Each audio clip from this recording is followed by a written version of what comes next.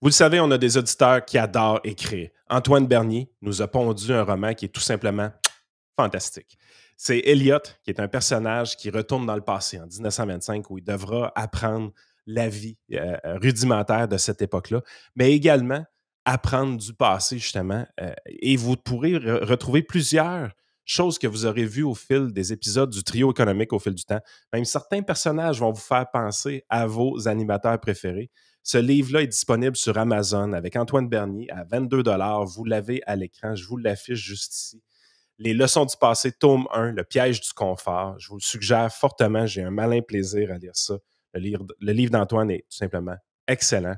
Je vous le recommande fortement. Avant de commencer ce podcast, laissez-moi vous parler un peu de notre commanditaire au trio économique. Jean-Sébastien Lebrun, avocat fiscaliste de chez Spiegel Ryan.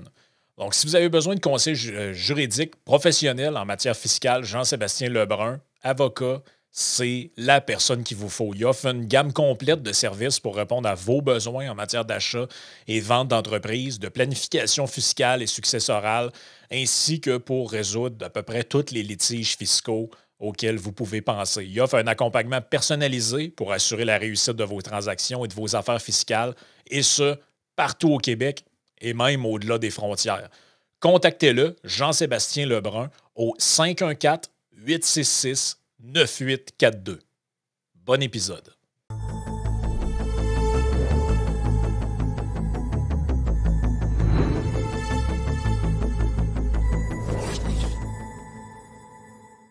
Hey, bienvenue au trio économique. Les péquistes et bloquistes ont voulu Mark Carney. Ils ont voté pour lui. Ils l'ont eu. Maintenant, la Sauroy.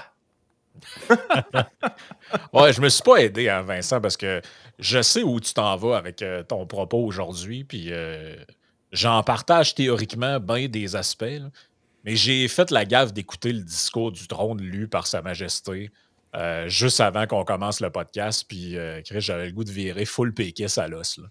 C'est Mais moi, je suis péquiste, hein? Faut vraiment mais genre, c'est lunaire, là, c'est lunaire. Le monde avec les chapeaux à plumes, lui qui parle des terres non cédées, puis de la crise climatique, puis des Inuits, puis là, t'es comme... Il est décevant, hein? Qu'est-ce que c'est ça? Non, mais je comprends que c'est pas... Là, je le sais, là, écrivez pas mais dans les la reine a fait ça commentaires. pour ça, elle. Mais c'est ça, mais écrivez pas dans les commentaires que c'est pas lui qui a écrit le discours. Je suis au courant, là. Je suis au courant que c'est pas Carney non plus qui l'a écrit lui-même. C'est probablement un staffer aux cheveux mauves quelque part ou quelqu'un qu'on connaît pas. T'sais, parce un jour, on a appris que c'était Claude Villeneuve qui écrivait dans le Journal de Montréal qui faisait les discours de Pauline Marois. Là. Fait que, il y a un Claude Villeneuve quelque part qui fait les discours de Carney. Je sais pas c'est qui, mais c'est lui qui a mis ça dedans avec une équipe de fonctionnaires. Mais il y a quand même de quoi d'absurde. La différence, c'est que Claude Villeneuve n'a pas les cheveux mauves, mais bon. Ouais, c'est ça. Ben, en tout cas, il les a peut-être déjà eus, mais Mais on dans ce temps-là, c'était encore potable, les discours politiques. Là. Mais c'est parce que... En tout cas, je regardais ça, puis j'étais comme, il y a un aspect carrément loufoque à cette institution-là, en tout cas dans sa manifestation actuelle. Là. Fait que j'étais comme, je suis vraiment pas dans un mood réceptif pour une défense de la monarchie, mais c'est pas grave. Parce qu'on a déjà parlé de ce sujet-là il y a 4 ans, en fait. Fait qu'on estime qu'après 4 ans, on a le droit d'y revenir, vu que c'est d'actualité en plus. Ouais, effectivement, fait que c'est ça. Mais dans le temps, c'était la reine. C'était à l'épisode 10 du trio il y a 4 ans. Donc, juste pour mettre en contexte les gens, là, parce que là, on est le 27 mai, c'est le discours du trône, donc c'est le discours de présentation du premier ministre, mais dans la tradition britannique, c'est lu par le représentant du roi ou de la reine. Mais là, on n'a pas eu besoin du représentant du roi ou de la reine. On a le roi direct qui l'a fait. C'était la dernière fois que ça a été fait, c'était en 1977. Donc, par sa mère, en fait. Fait que c'est quand même assez anecdotique qu'il y ait ça là, au Canada. Là. C'est pas quelque chose de traditionnel que le monarque britannique se déplace au Parlement. Donc, la preuve, c'est que ça fait des décennies et des décennies que c'est pas arrivé.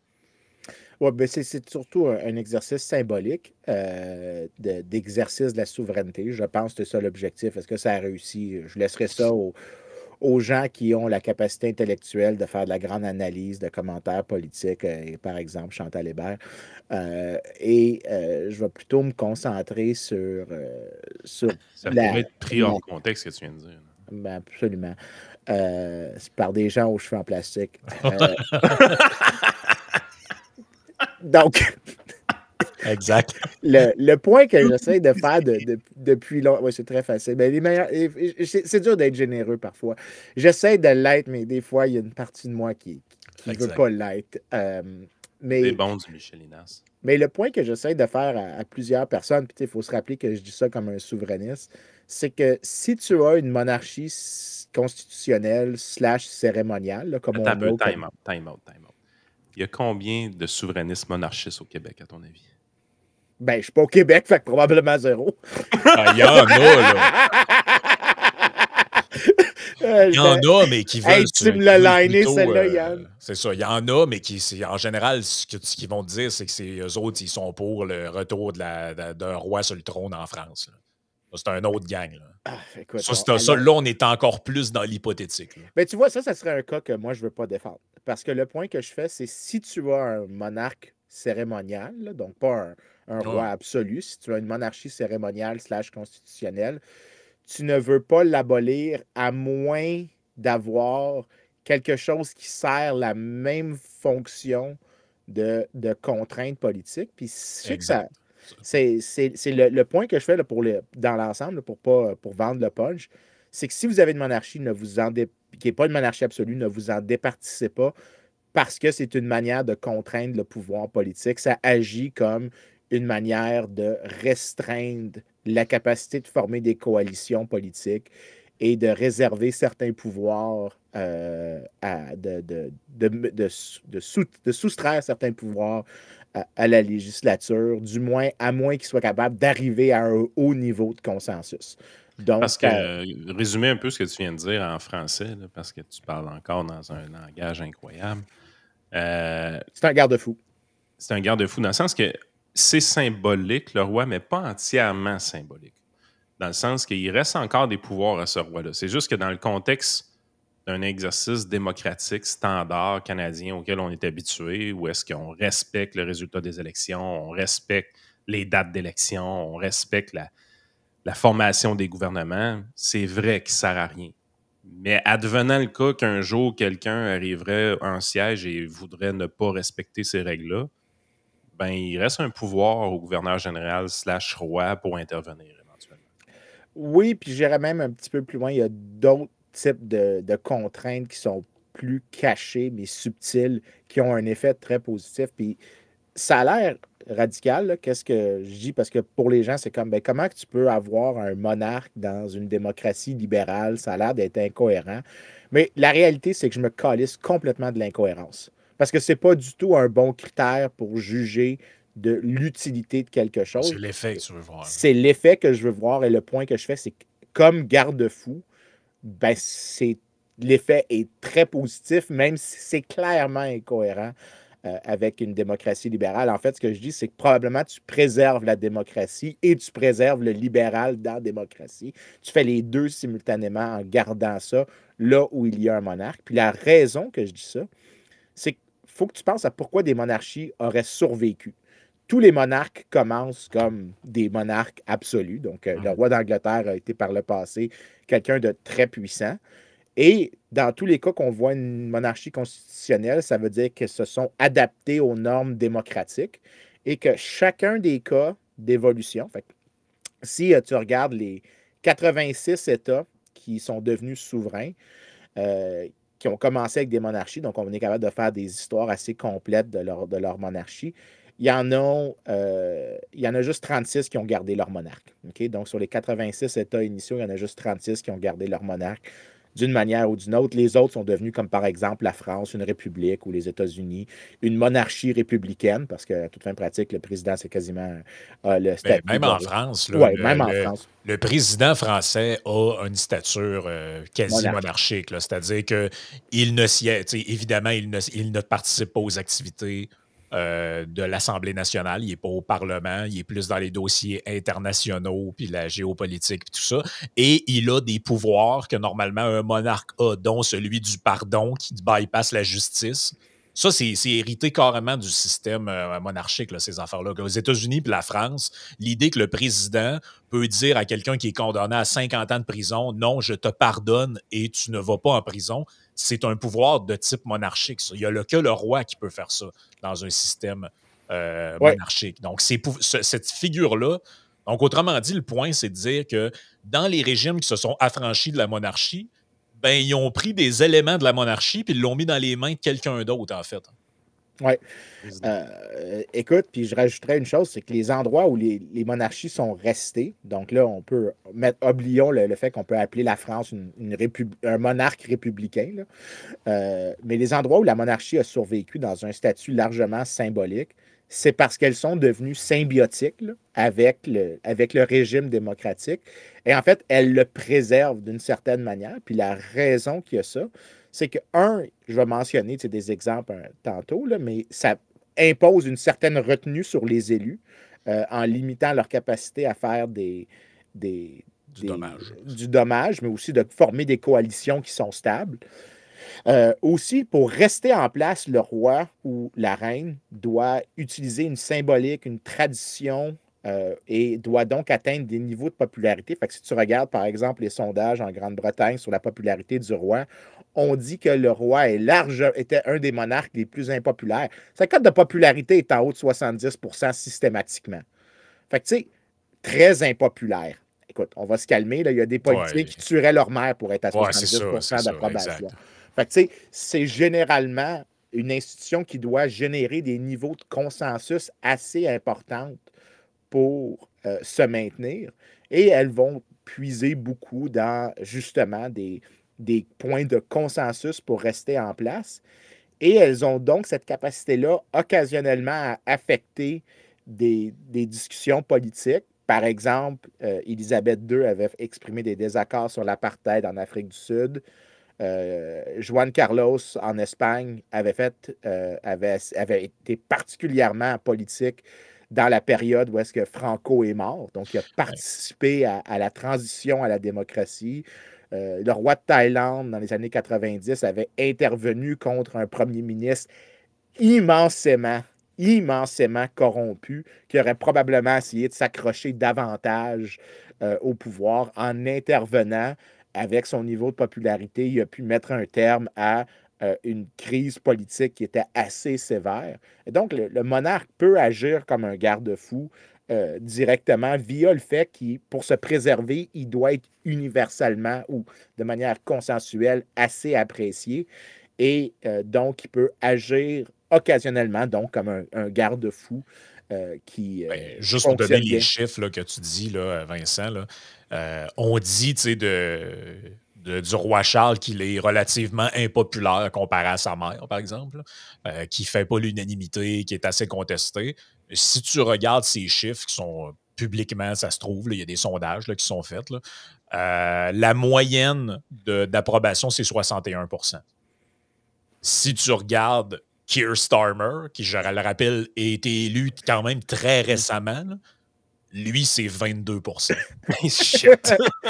Il tuerait sa mère pour avoir le niveau du roi. Il faut dire qu'il y a un opposant versus le roi qui, effectivement, n'a pas d'opposition. L'opposition, c'est comme sa disparition, si on veut. Fait que ça peut faire du sens. Mais quand on regarde, mettons qu'on met notre chapeau là, de nationaliste québécois à la tête, là, je vais jouer ce rôle-là aujourd'hui. Je me sens péquiste aujourd'hui. C'est vraiment intéressant de voir ce qui se passe parce que là, présentement, on a toutes sortes de péquistes qui sortent sur les réseaux sociaux avec un discours. Hey, il est encore là? On se rappelle de Bingo. Je suis parti du podcast en quoi, 2022-2023? Ouais, c'est ça. Oh my God, la bingocratie du Québec. Mais on se rappelle que là, ce qu'on voit présentement, c'est toutes sortes de péquistes qui prennent leur compte X et que là, nous font la morale sur l'importance de ne pas dépenser inutilement de l'argent public. Parce qu'on nous dit que ce rôle symbolique-là, puis il faut le dire, là, c'est quand même spectaculaire dans un sens qui n'est pas très québécois. Là, je veux dire, l'arrivée grandiose du roi Charles avec le carrosse, avec les chevaux, puis là, les armoiries, puis tout ça. C'est la team premier degré, pareil, hein, quand tu y ben oui, ça, je comprends. Ils viennent de découvrir que la diplomatie, ça coûte de l'argent. Hey, bravo. Comment ça va coûter le sommet du G7 là, pour faire venir la gang de leaders européens? Ça va bien coûter 3, 4, 5 fois, 10 fois le prix que chose avec son carrosse. Là. Ben, exactement. Fait que là, ce qu'on nous dit, là, c'est l'argument numéro 1 qui est à débattre, c'est cette symbolique-là. Puis on attaque aussi souvent la lieutenant-gouverneur ou le lieutenant-gouverneur du Québec, le gouverneur général du Canada pour ses dépenses somptueuses. Ils ont l'air à aimer un peu le caviar, là, on s'entend. Là. Quand tu obtiens ce rôle-là, tu as l'air à aimer bien manger.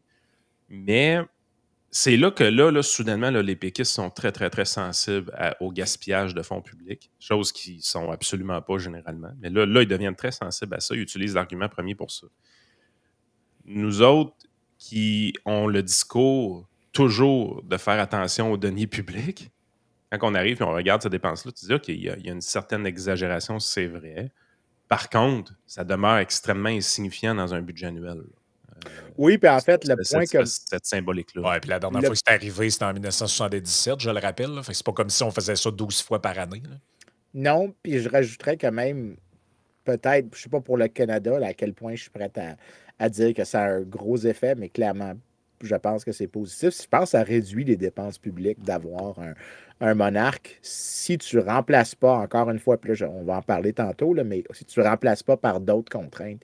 Puis le but d'une contrainte, c'est de forcer le gouvernement. Puis, je sais que je me répète dans tous les épisodes, là, mais c'est de forcer l'État à faire les choses que l'État est capable et devrait faire. C'est-à-dire que tu ne le laisses pas aller dans des territoires où il n'y a pas d'avantage, où c'est stretchy, ou même où il va avec des fausses excuses qui sont en fait des manières de servir l'intérêt de ceux qui sont aux commandes de l'État. Fait que, tu sais, ce que je dis, c'est que probablement tu as un État plus petit dans les cas où tu as un monarque. Si tu devais juste changer de monarque, tu aurais un État plus gros. Puis, tu sais, tu parles beaucoup, le monarque sert à prévenir un premier ministre qui voudrait abuser de ses pouvoirs. C'est son principal rôle.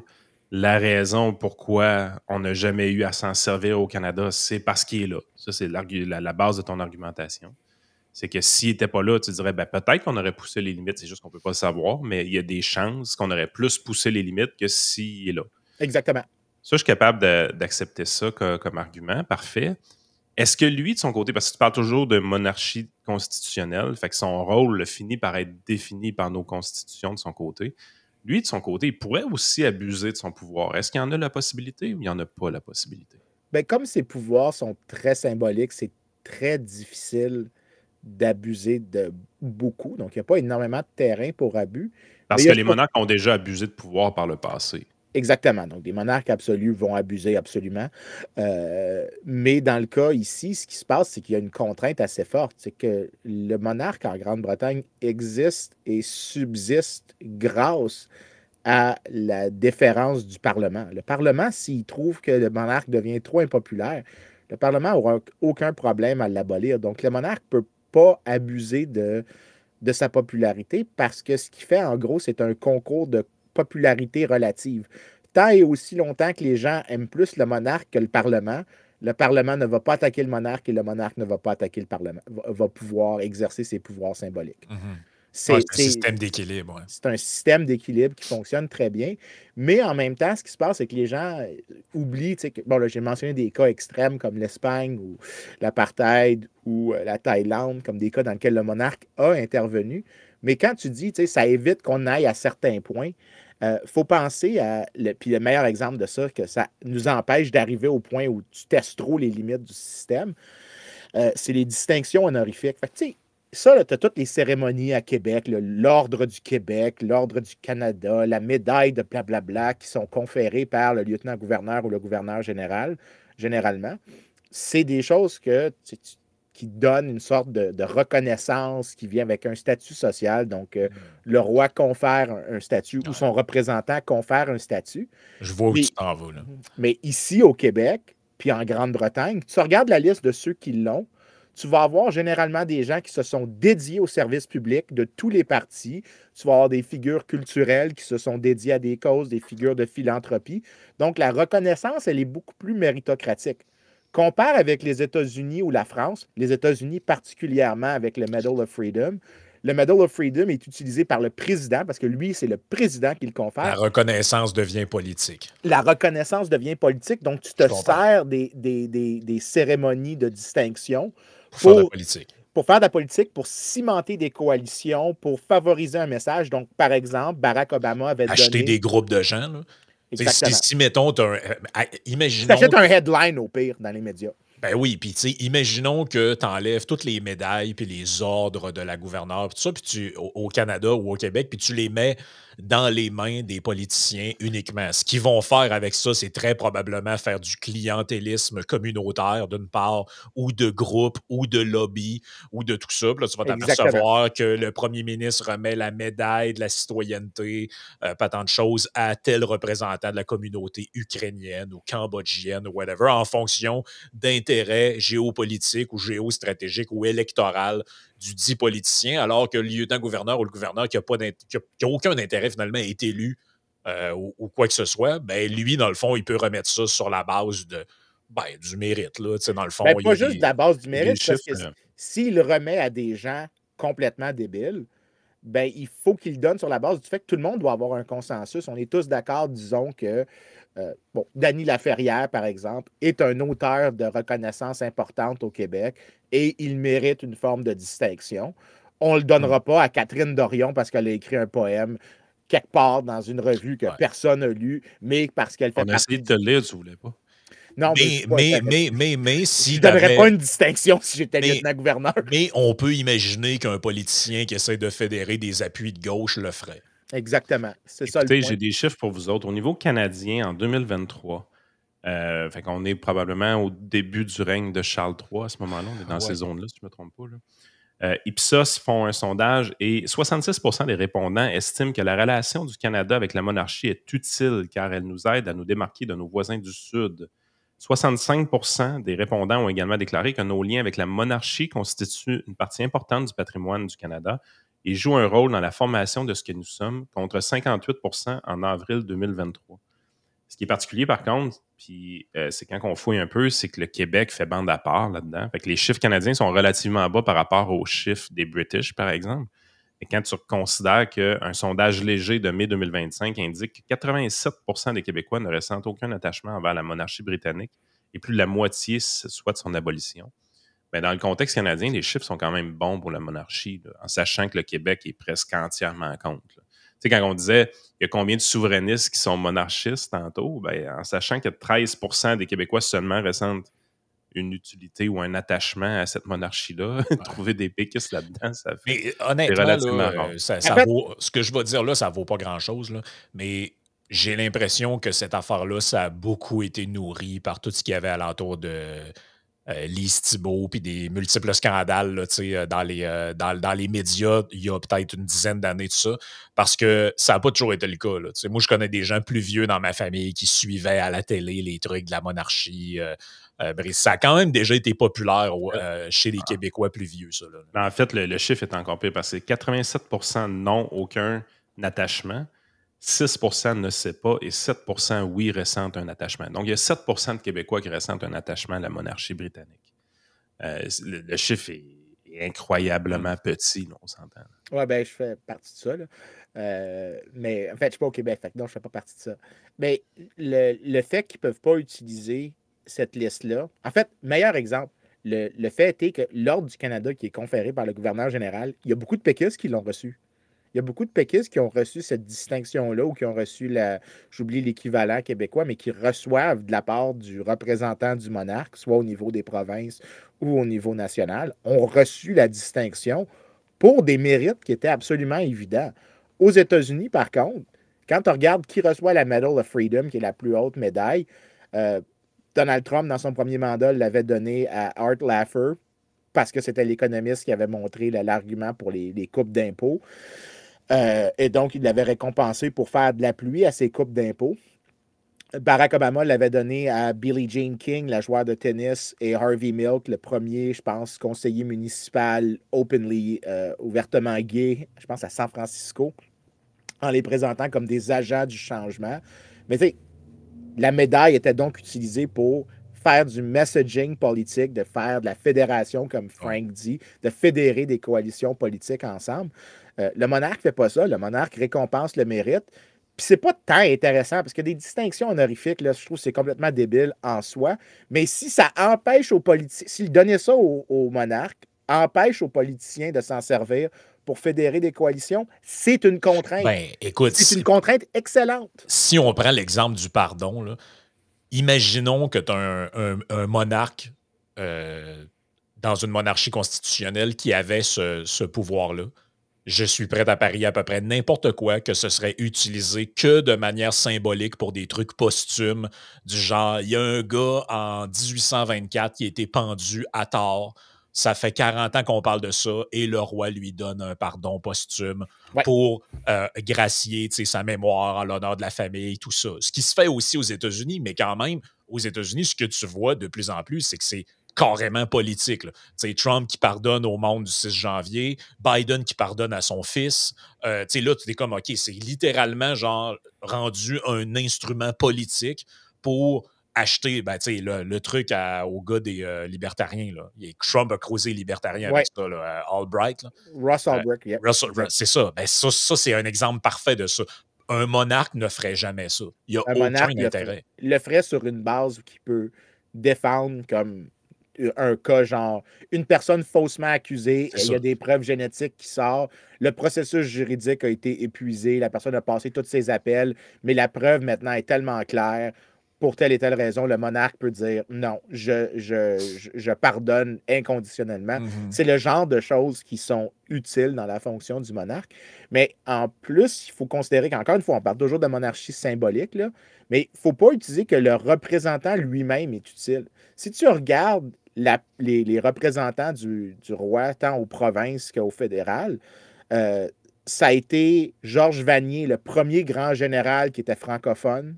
Ça a été Vincent Massey, qui était un grand patron des arts au Canada.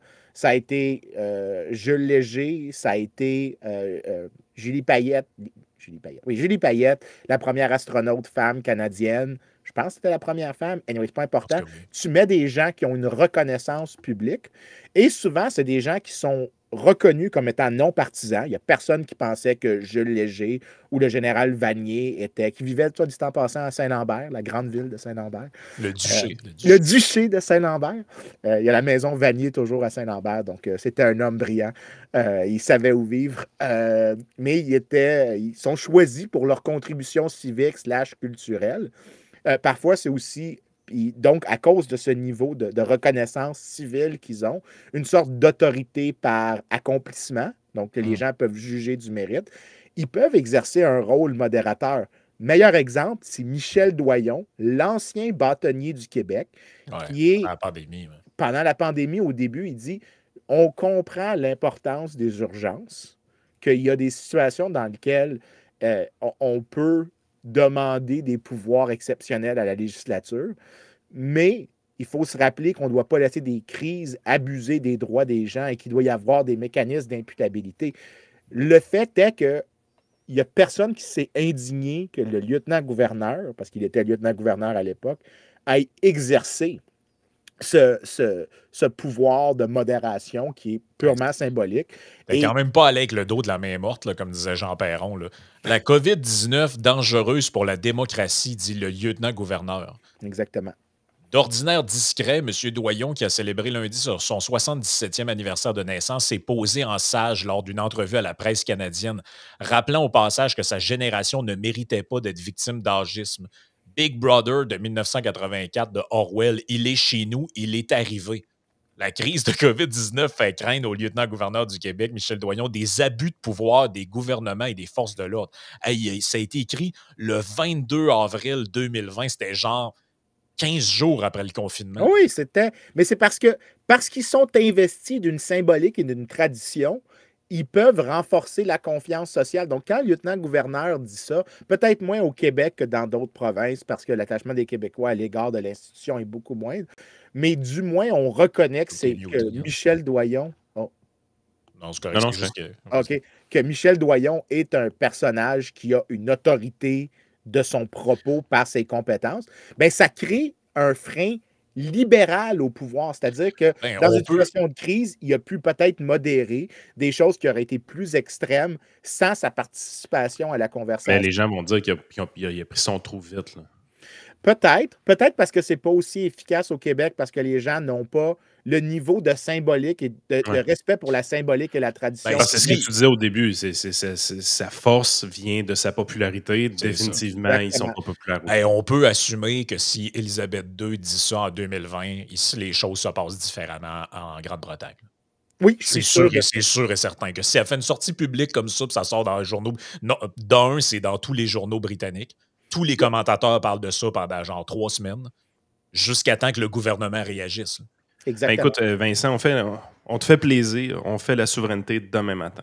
Okay? On comprend qu'en faisant la souveraineté demain matin, on n'a pas de monarque britannique. Ça n'arrivera pas. Okay? Tu ne réussiras jamais à convaincre les Québécois de rester dans la monarchie britannique. On s'entend tous là-dessus. Tout ce que tu dis depuis le début, c'est que le monarque, il a un certain rôle présentement dans notre démocratie. Ce rôle-là, il est utile. Qu'est-ce qu'on peut faire? Là, on donne le livre de recettes à l'architecte. Qu'est-ce que l'architecte peut mettre dans sa constitution là, pour remplir les objectifs que tu nous parles depuis tantôt? Bien, premièrement, soulignons que la probabilité que la souveraineté se fasse en conservant la monarchie est plus grande que celle qu'elle se fasse en abolissant la monarchie, tout simplement parce que l'ordre constitutionnel qu'on a est très construit autour de ça. Et probablement qu'il y a beaucoup de gens qui ne voudront pas mettre leur doigt dans la boîte de Pandore d'essayer de faire le changement. Je pense qu'en termes de probabilité, je vais faire ce premier commentaire-là. Maintenant, par quoi on le remplace? Bien, comme j'ai dit tantôt, c'est une fonction qui est intéressante. C'est pas tant le roi. S'il s'appelait le bonhomme 7 heures, puis il faisait la même job, je serais tout aussi content. C'est une contrainte. La question, c'est est-ce qu'on peut trouver une contrainte plus efficace?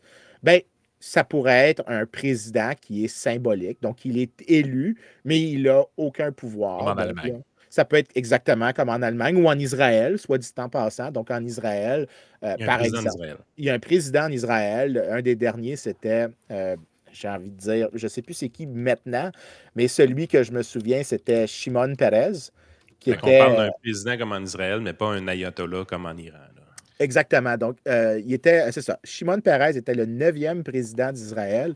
Et le président, il n'est pas entièrement cérémonial, mais il l'est pas mal. Il n'y a pas beaucoup de pouvoir. Mais Herzog en ce moment qui est là. C'est Isaac Herzog.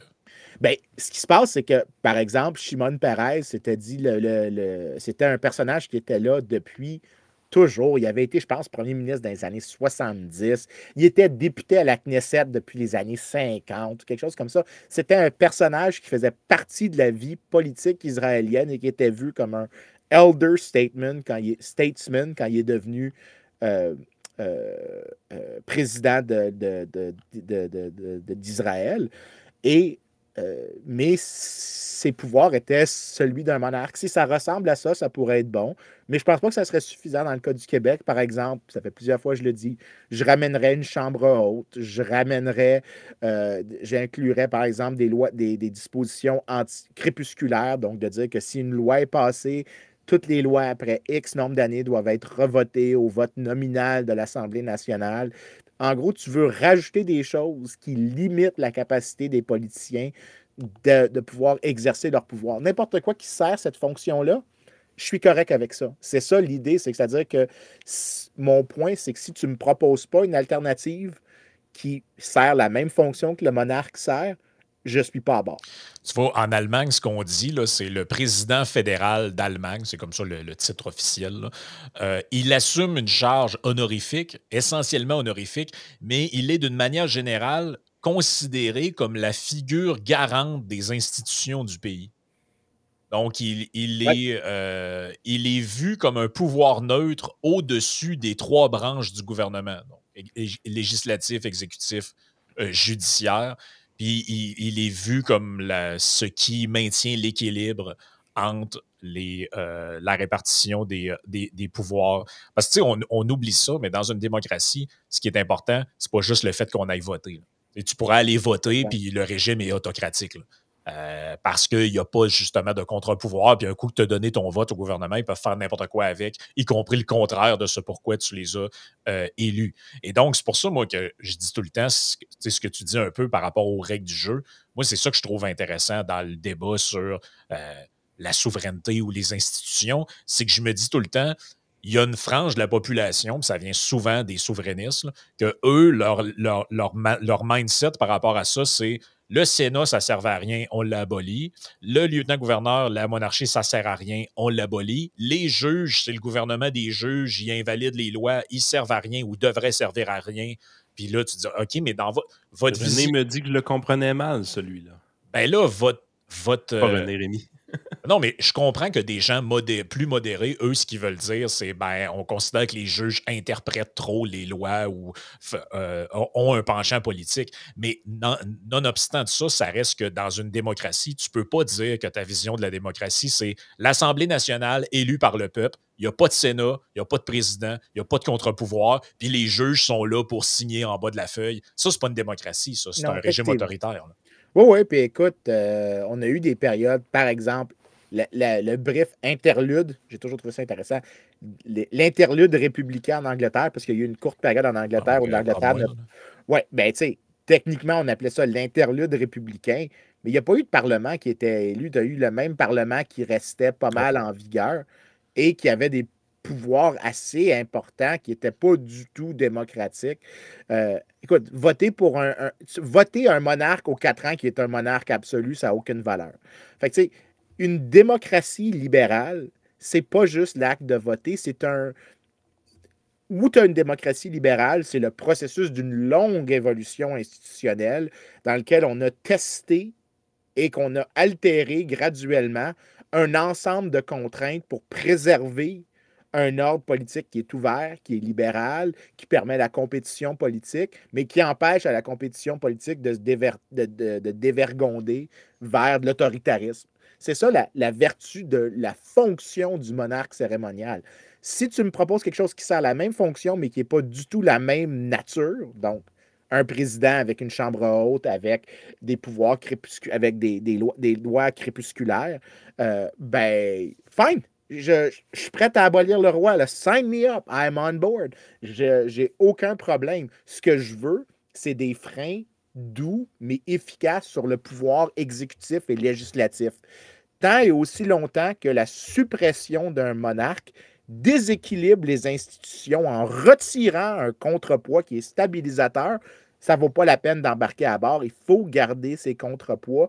Tu ne devrais jamais abolir un contrepoids sans le remplacer par un autre contrepoids qui sert la même fonction. Donc, c'est pas ce que je fais ici, ce n'est pas une défense universelle de la monarchie. C'est même pas un argument pour étendre la monarchie. Où tu ne l'as pas, tu ne devrais pas l'avoir. Donc, les États-Unis ne devraient pas essayer de se voter un monarque, ne devraient pas essayer d'introduire cette institution-là, devraient essayer de dire c'est quoi la bonne contrainte. Hey, c'est pas une défense universelle, c'est même pas une défense de la monarchie, c'est une défense des contraintes qui prennent parfois la forme d'une monarchie. Puis on oublie que... c'est par rapport à d'où on vient, en fait. Étant donné qu'on sort d'une époque médiévale qui avait des monarques, ben, je veux dire, c'est ça qui est resté, mais l'institution a vraiment évolué. C'est plus ce que c'était, là. Non, effectivement, c'est plus du tout un roi qui a des pouvoirs, qui doit constamment guerroyer contre les barons. Parce que si tu connais l'histoire de la monarchie anglaise, par exemple, une des choses qu'on pense souvent, puis ça, c'est peut-être parce qu'on a une origine française, on pense au monarque qui est à Versailles puis qui veut que les gens viennent le voir. Mais c'est très rare, les monarques qui restaient à une place. Généralement, les monarques se déplaçaient à travers le pays. Un, parce qu'avec le monarque venait une armée, donc une capacité de taxer dans certains endroits, mais c'est parce que tu avais toujours une peur de combattre contre des barons. Les barons, par exemple, en Angleterre, étaient une menace potentielle ou d'autres nobles. Donc, tu te déplaçais dans des endroits pour renforcer ta coalition politique. Donc, le monarque était en fait un monarque itinérant qui essayait constamment... Je pense qu'il n'y avait pas Internet. Hein? Non, pas vraiment. Non, mais il fallait que tu te déplaces constamment pour préserver ton pouvoir. Mais les barons anglais, c'est l'origine du Parlement. Donc, l'image qu'on a de la monarchie comme Louis XIV ou Louis XV ou Louis XVI au Québec, ouais, ça, c'est pas la bonne. Français, ouais. C'est très français, mais c'est très rare aussi. généralement, les monarques ont toujours eu à devoir combattre même à l'intérieur de leur pays. Ce qu'on a fait, c'est que ces ordres-là étaient tellement instables qu'ils menaient à de la violence très fréquemment.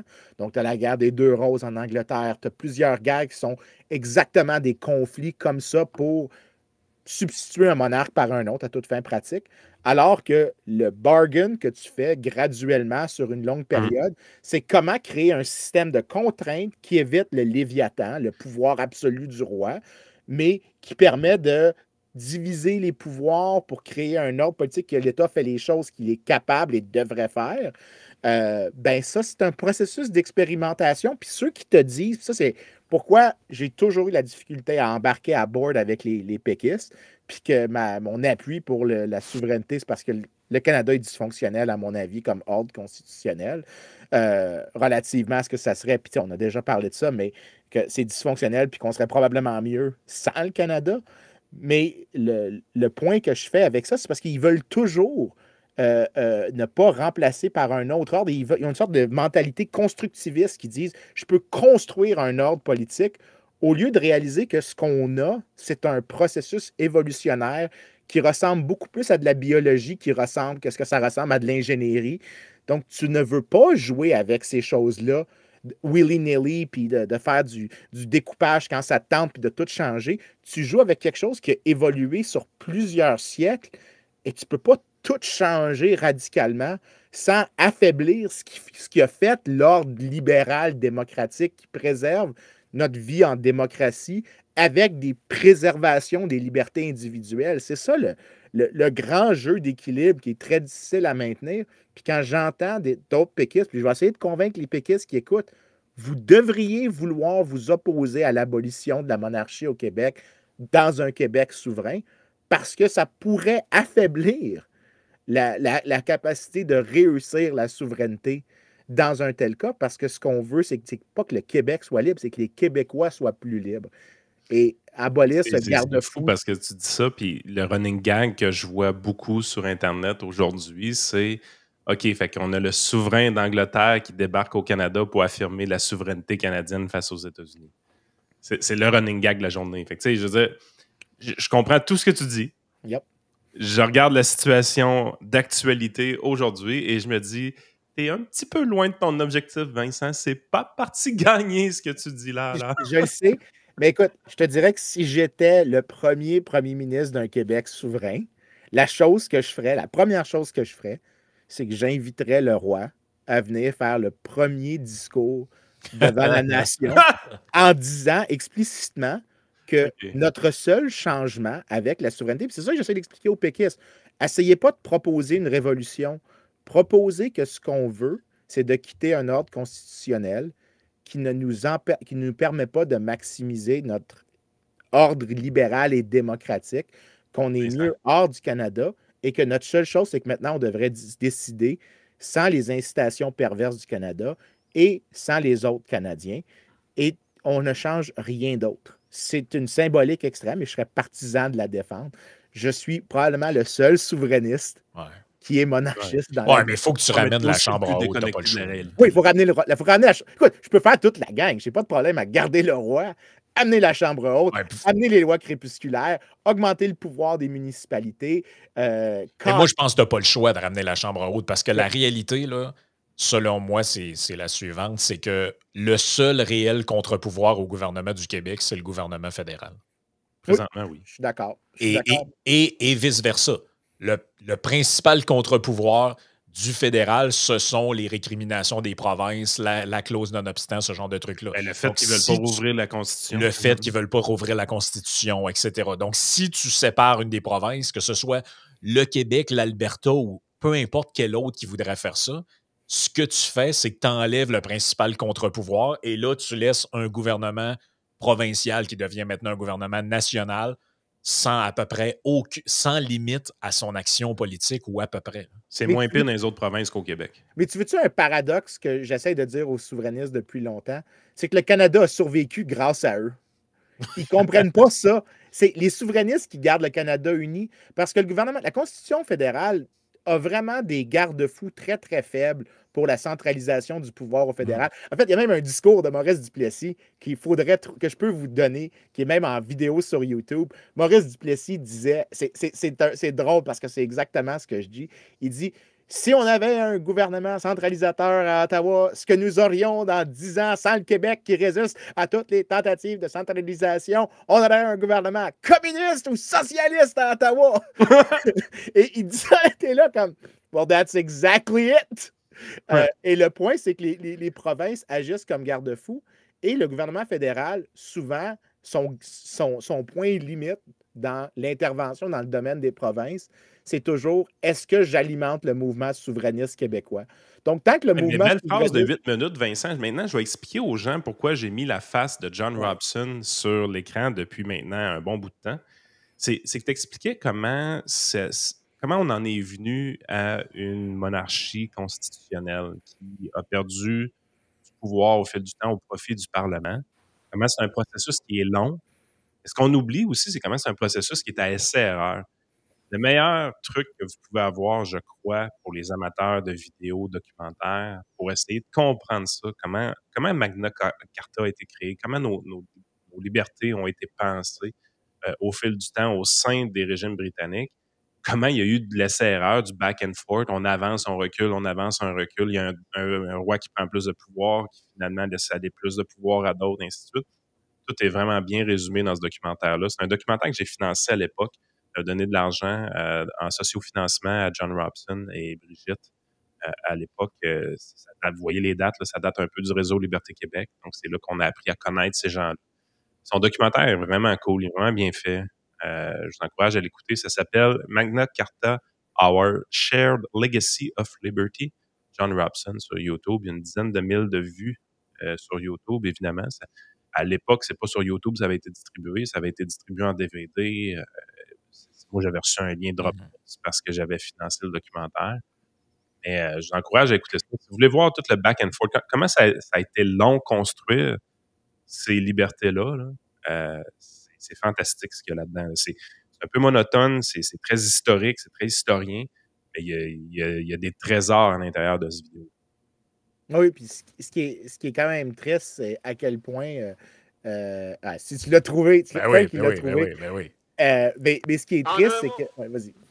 La lutte que la province de Québec fait actuellement, c'est une lutte pour le gouvernement responsable, c'est une lutte qui protège les autres provinces, parce que même si les autres provinces n'obéissent pas à l'heure actuelle, s'ils se laissent engrainer dans cette manœuvre centralisatrice et dangereuse d'Ottawa, le jour viendra où s'il n'y a qu'un seul gouvernement, il y aura un gouvernement socialiste ou communiste, chose qui ne pourra jamais arriver tant que la province de Québec aura son autonomie et aura son indépendance.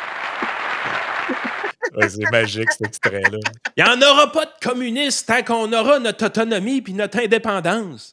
Oui, mais c'est ça le paradoxe que j'ai jamais compris. Il avait quand même compris de quoi pareil là, sur la dérive centralisatrice d'Ottawa. Oui. Je veux dire, c'est rendu là, on est rendu dans l'ultime déchéance de ça, là, que le gouvernement fédéral d'un damp, d'un sandwich du monde. Je veux dire, c'est juste qu'on sait que si le Québec était parfaitement autonome, on serait pire. Ben, écoute, on devrait faire à un moment donné, on peut faire un autre épisode sur ça. Puis, écoute, je me suis dit que le prochain livre que je faisais au cours de. J'aurais voté pour Maurice, moi. Ouais, écoute, il y a des choses que j'aime pas de lui. Là, je veux dire, on en a déjà parlé aussi, mais dans l'ensemble, cette vision-là il faut faire attention à un gouvernement centralisateur, c'est dur pour un libéral classique comme moi de ne pas être là comme. Well, sir, you were wrong. Là, je suis comme, non, he was totally fucking right. Totally on the fucking money. Je m'excuse, il n'y a pas de. C'est le point, mais ici, ça revient aux garde-fous pour refaire le round-up. Les garde-fous, c'est calissement important. Puis c'est comme le truc de Robson. Quand au Québec, là, en 2015, c'était le 800e anniversaire de la Magna Carta, le coverage dans les médias, c'était à peine juste dans le Devoir, donc pas de coverage. Il n'y a personne qui en a parlé, ça n'avait aucune importance au Québec, puis ça m'a vraiment sidéré parce que ce processus-là, il a pris des siècles. En fait, La Magna Carta qu'on célébrait à cette époque-là, c'est pas celle qui a fonctionné. Celle qui a fonctionné est venue 30 ans à peu près plus tard. Il y a eu plusieurs itérations de la Magna Carta. La première n'a pas du tout fonctionné. C'était tragique que personne n'en parlait, puis ça me montrait un peu la déception que j'avais à l'égard des attachements aux contraintes, mais ça réitère le point. Ces contraintes-là, on les a testées, retestées, améliorées, retester après les améliorations et réaméliorer après les tests pour créer un édifice qui est immensément rigide Pensons à quoi que les institutions parlementaires britanniques ont survécu. La Première Guerre mondiale, la Grande Dépression, l'ajustement après la Première Guerre mondiale, la Deuxième Guerre mondiale, une guerre, une période d'inflation soutenue dans les années 70, des périodes de stagnation économique, la COVID. Je m'excuse, mais si tu es capable de résister à des chocs comme ça via ton appareil politique, il y a des nations que leurs institutions se sont effondrées pour beaucoup moins que des chocs aussi extrêmes que ça. Tu as des nations qui sont tombées dans l'autoritarisme, l'Espagne, le Portugal. Tu as des nations qui sont... l'Italie aussi, mais est revenue à une démocratie après, très difficile, après une guerre. D'autres, les deux avant que j'ai mentionnés, plus difficilement. Mais le processus expérimental qu'il y a eu sur 8 siècles avec l'ordre libéral démocratique et la division des pouvoirs, c'est quelque chose qui est immensément puissant, puis le nombre de gens qui n'apprécient pas l'importance de tout ça, puis qui sont prêts juste à « Ben oui, je peux effacer 800 ans d'histoire. » Non! Arrêtez de faire ça! En Amérique du Sud, Vincent, y a-tu un pays en Amérique du Sud qui a réellement fonctionné d'une manière qui perdure dans le temps pendant très longtemps? Non, il y a beaucoup d'instabilité. Mais en plus, ce qu'il faut souligner, c'est que les pays dans lesquels la monarchie survit, c'est tous généralement des pays très riches, de quelques exceptions comme la Thaïlande. Mais généralement, c'est des pays très prospères. Et la monarchie a survécu. Pourquoi? Parce que l'ensemble des institutions ont généré de la croissance de telle sorte que le roi, on le regarde, puis Chris, il est juste intéressant comme le cover d'un magazine s'il y a des scandales parce qu'il couche avec sa secrétaire. C'est le seul intérêt qu'on a, ça devient du people à toute fin pratique. Comme disait Michel Tremblay, le people, ça me fait chier. Human interest. C'est ça, le human interest, ça me fait chier. Mais tu sais, c'est rendu que ces sociétés-là, parce qu'ils ont testé cet ordre constitutionnel pendant des siècles et qu'ils l'ont constamment amélioré, sont devenus tellement riches qu'ils peuvent considérer le roi comme du divertissement. C'est incroyable là, ce que les gens... Puis ceux qui veulent enlever ça, ça me déprime. On sous-estime, en concluant, l'importance des institutions qui traversent le temps. C'était un peu le propos qu'a tenu avec nous autres quand on l'a eu en entrevue Simon Lessard quand on parlait de la sélection, de l'élection du nouveau pape. C'était justement ça, l'idée que tu as une institution, la plus vieille institution probablement sur Terre, qui a survécu à un schisme incroyable, qui a survécu à 2 guerres mondiales, le fascisme en Italie, des guerres, des croises, nommez-les toutes. Là. Il reste que le processus est encore là, puis ça se transmet comme ça, puis l'institution est pérenne dans le temps. Ça veut dire 1,4 milliard de fidèles. Ça veut dire quelque chose en soi. Et après, c'est pour ça que tu ne peux pas regarder ces trucs-là. En fait, c'est très gauchiste, ça, de regarder des institutions centenaires ou millénaires pour faire toute la merde. Si on recommence à zéro puis on change tout ça. Un conservateur, le sens du conservatisme, c'est un peu ça aussi. Si tu dis il y a des institutions, ils sont là puis c'est pas pour rien. Là. Ce que j'aime de ton point, c'est exactement le problème du Québec. C'est qu'à un moment donné, tu es là, tu dis OK, on rejette l'institution britannique en bloc, tout ce que la couronne britannique représente, le Québécois moyen la rejette. OK, fair enough. Maintenant, tout ce que l'Église catholique représente, on le rejette en bloc. Là, tu fais OK, c'est bon. Il reste quoi? On se prend pas pour de la merde, là. Je veux dire, OK, il y a des affaires qui ont fonctionné dans les 2 affaires, puis on dit tout de la barbe. Parfait, OK, parfait, tout de la barbe. Excellent. OK, là, c'est quoi de nos institutions québécoises à nous qui survivent dans le temps? La SAC, tabarnak? Je veux dire, sérieusement, là... La loi 21, on est rendu qu'on s'appuie sur des trucs de même pour fonder... on vénère plus la loi 101 qu'une constitution, là, présentement. Là. Ben, tu vois, c'est pour ça que... Là, je peux peut-être conclure là-dessus, puisque je m'en vais un petit peu sur une tangente, mais j'aimais bien ce que Michel Kelly-Gagnon essayait de faire il y a 10 ans, en soulignant les héros libéraux du Québec qui avaient des entrepreneurs, les coureurs des bois, les entrepreneurs, parce que les coureurs des bois, on oublie qu'il y avait aussi des coureurs des bois qui étaient des contrebandiers à toute fin pratique, et que le monopole de l'État, je m'en calisse. tu dis que tu as un monopole, mais ils sont où tes guns? Tu vas faire quoi? Mais tu sais, j'exagère un peu, mais il y avait quelque chose d'investir dans...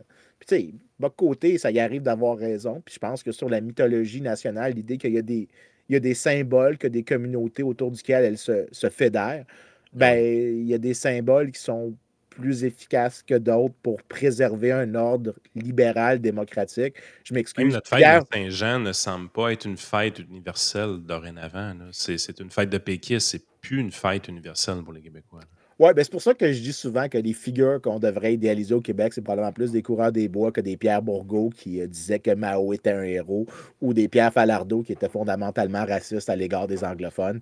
Que si tu veux vraiment avoir un projet national, peut-être que tu devrais t'attacher à des figures plus consensuelles de l'histoire, plus inspirantes. Quand tu joues avec les symboles, tu dénatures l'institution ou tu dénatures ce que ça représente. Tu parlais de la Saint-Jean, Yann. La Saint-Jean, à la base, c'est la fête des Canadiens français. Ouais. C'est devenu fête des Québécois et maintenant, on parle des festivités nationales. Puis là, t'es comme, c'est rendu une patente pour faire un spectacle de musique, finalement. Là, tu te dis, mais tu sais, t'as quand même changé le sens profond de la chose. Tu dénatures ce que ça représente. Puis à un moment donné, ben, ça veut comme plus rien dire. Si tu restes au fondement, tu sais, la raison pour laquelle il y a une croix sur le Mont-Royal, c'est pas juste pour symboliser le catholicisme. C'est tous ces trucs-là, c'est comme si aux yeux de beaucoup de gens, c'est toutes des affaires que tu peux supprimer du jour au lendemain et tu remplaces ça par des trucs qui n'ont pas fait l'épreuve du temps. Je suis désolé, mais l'écologie, ça n'a pas fait l'épreuve du temps. Tu peux pas fonder tes repères comme de société identitaire ou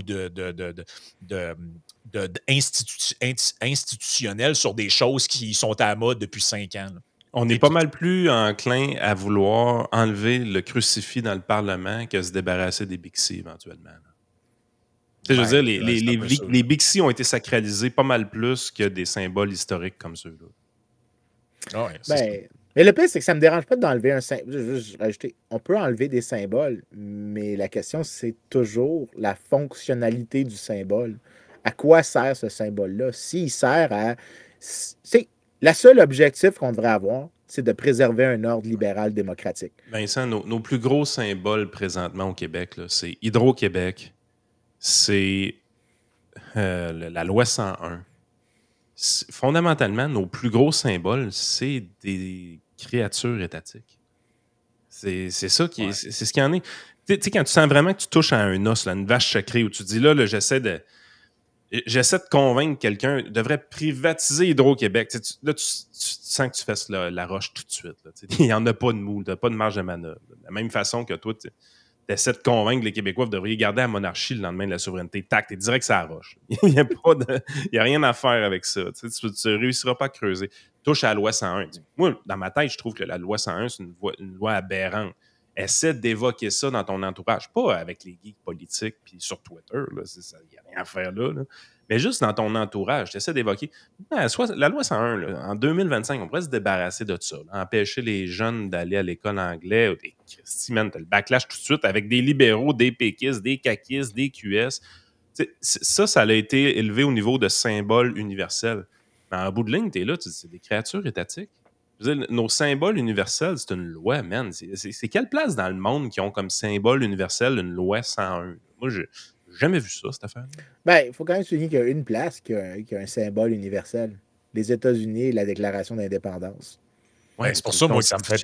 Mais c'est pour ça que ça me fait tout le temps rire. C'est quand, mettons, des gens au Québec sont comme, ils sont-tu caves avec le 2e amendement puis le droit d'avoir un gun. T'es comme. C'est pas plus, excuse-moi, c'est pas différent de vos affaires sur genre la laïcité qui ça a été inventé. Ça, cette affaire-là, on savait pas c'était quoi avant 2018. C'est devenu une loi, puis maintenant, c'est rendu la valeur des Québécois. Là, t'es comme, OK, vous autres, en genre 6 ans, votre identité a été redéfinie en fonction d'une loi faite par la CAQ. Là. Puis tu ris d'un amendement constitutionnel qui renvoie direct à la guerre d'indépendance. Là. Je veux dire, il me semble qu'il n'y a pas grand-chose à rire là-dedans. Là. En tout cas, c'est mon opinion. Là. Vous pouvez être d'accord ou pas d'accord si vous voulez. Là. Mais moi, ce que je trouve qui est dangereux là-dedans, c'est que c'est une forme de nihilisme, en fait. Là. C'est que tu peux t'attaquer à des symboles ou des institutions puis penser qu'il faut les changer, mais tu ne peux pas t'attaquer à ça en promouvant le néant et le vide. Ouais. C'est ça qui est le gros point. C'est que, tu sais, je veux dire, après l'effondrement du régime nazi avec la guerre, les Allemands ont dû reconstruire une société. Ils n'ont pas fait ça sur rien. Là.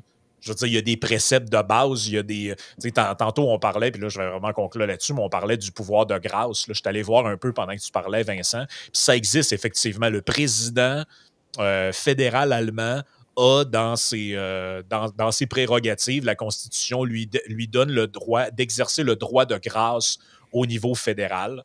Là, je suis allé voir, je me suis dit, mon petit doigt me dit que comme il n'y a pas de réel pouvoir, ça ne doit pas être utilisé à des fins très politiques.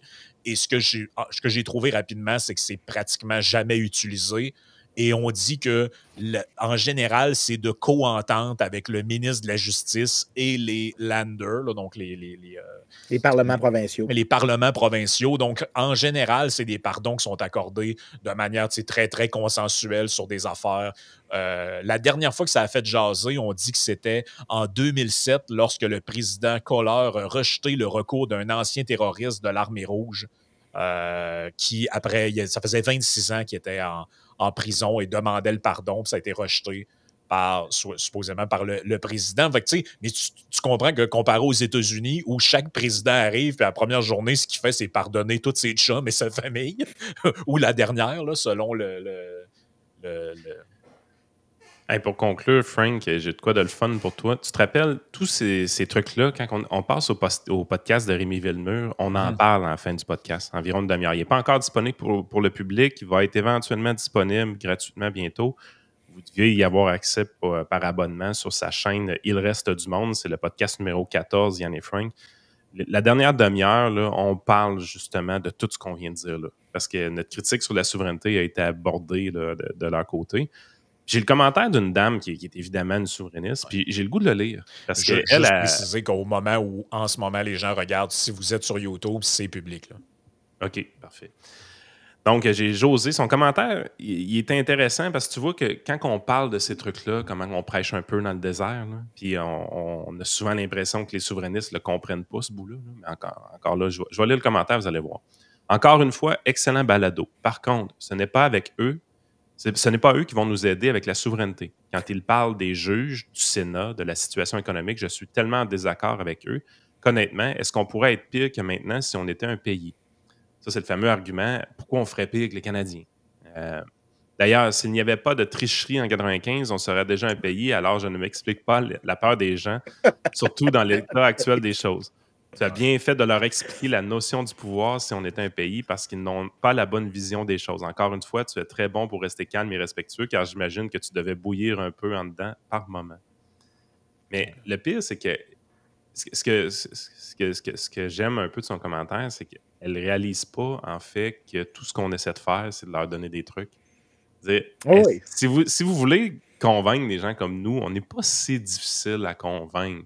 C'est juste que vous devez adapter un peu le langage, adapter un peu votre vision des choses qui est très, genre, je veux mon pays. Tu sais, c'est très primaire, là, c'est très gamin.